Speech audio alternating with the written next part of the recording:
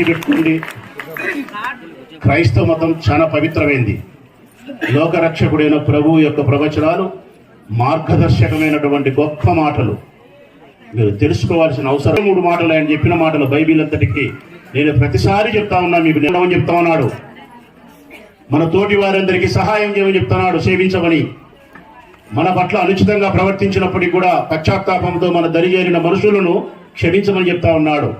ప్రేమించడం, సేవించడం, క్షమించడం, ఈ 3 లక్షణాలు ఎవరైతే ఉంటాయో చదివితే క్రైస్తవుని కాదు.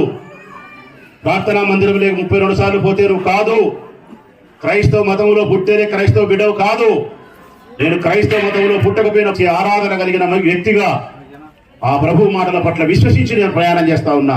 అందరినీ ప్రేమిస్తా ఉన్నా. నేను నా చేతనంత సహాయం అందరికీ చేస్తా ఉన్నా. నా లోకరక్షకుడైన ప్రభు పాపులను సైతం క్షమించగలిగినాడు.